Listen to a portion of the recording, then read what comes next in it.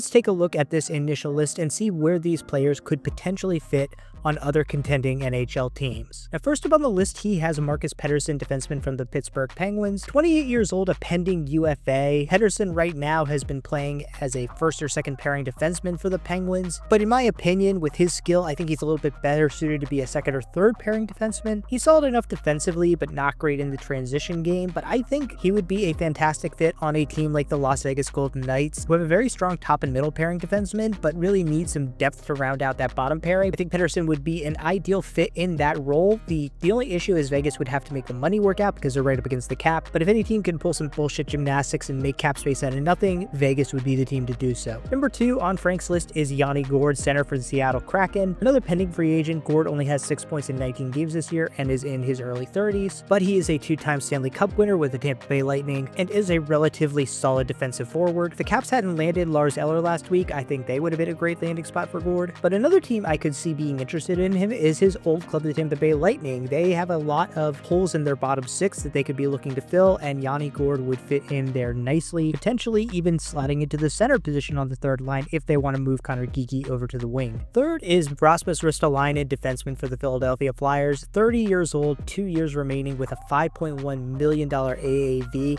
That's going to be hard to trade for the Flyers, in my opinion, as at this point, Ristolainen is really just a second pairing player, maybe. He's struggled the past few years. He's picked up his play a little bit this season, but I can't imagine any team really wanting to give up a lot for him, especially at that cap hit. Vegas, I suppose, could be an option if they strike out on Pettersson. Maybe the Canucks if they need a little bit of depth, but I don't see teams having a lot of interest in Risto unless the Flyers agree to eat a portion of the remainder of his contract. Next up, Ivan Provorov of the Columbus Blue Jackets.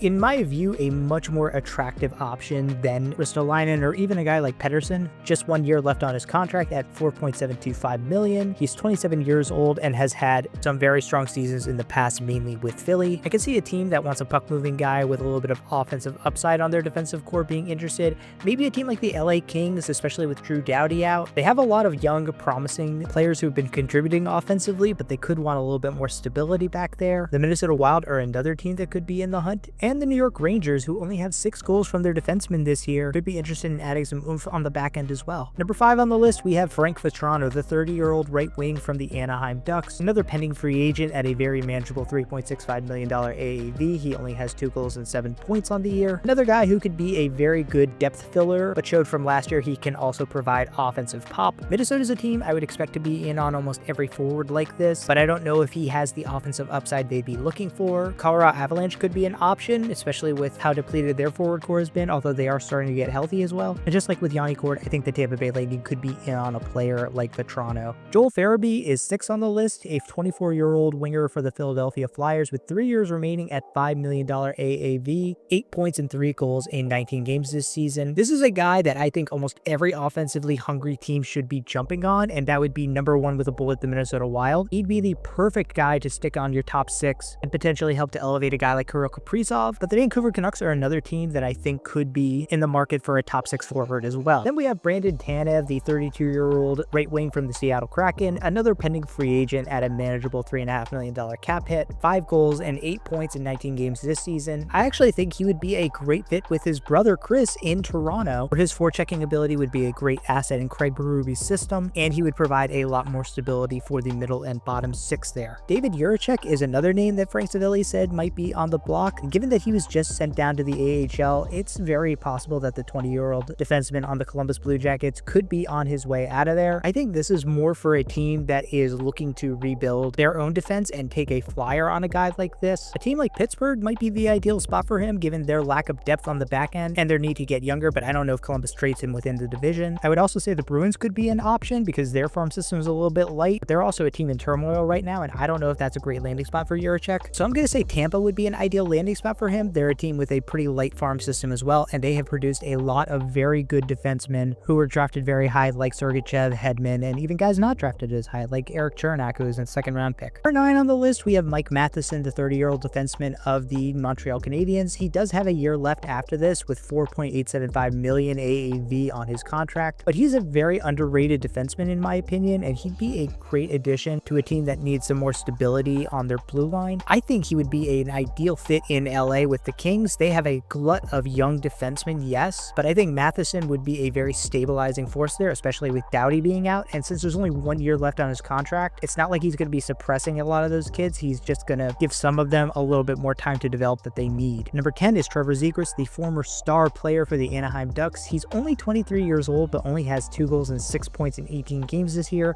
He has 1 more year on his contract after this one at $5.75 million AAV. This is a trade that has been long overdue, in my opinion. Zegras needs a fresh start. I just don't know really who is going to take the chance on Zegras. I think it would have to be a team that is either desperate for young talent or already has a very established leadership group. The Penguins, if they were good, could be a good option for him, and that was a rumor I heard for a lot. Minnesota, like I said earlier, would be a team that is looking to get better offensively, and so I could see them kicking the tires on this. Calgary is another team that is very young and looking to add, and probably wouldn't have to give up a ton to get him because the AAV on his contract is probably going to dissuade some other teams. But honestly, and here's my let me cook, how about Zegras back to his hometown Buffalo Sabres, a team that is still very competitive in the playoff hunt and could use a little bit more offensive pop. After Zegras, we have Dan Vladar of the Calgary Flames, and I don't know who needs a backup goaltender. Just about everybody. And Vladar, to me, isn't even a very good backup goaltender. He's played well this year, Vladar has, with a .906 save percentage and 2.65 GAA in 9 starts. He's only 27 and he's a pending UFA, so he probably won't fetch that much, but the two teams who are most in desperate need of goaltending help, Colorado and Vancouver, are the teams that probably Calgary wouldn't want to send him to. So I'll say, I don't know, maybe Carolina, just because we don't know how long Freddie Anderson's going to be out. After Vladar, we have another defenseman, Cam Fowler of the Anaheim Ducks.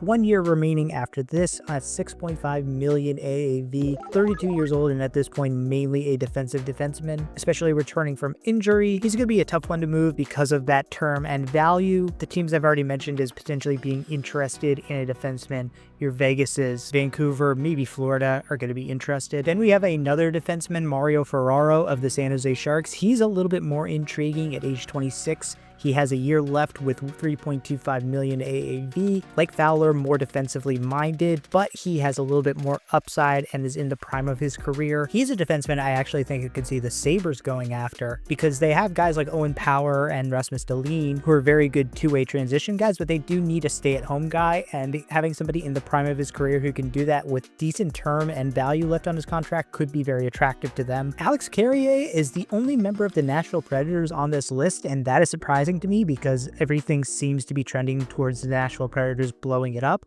He has 2 years remaining after this at 3.75 million AAV.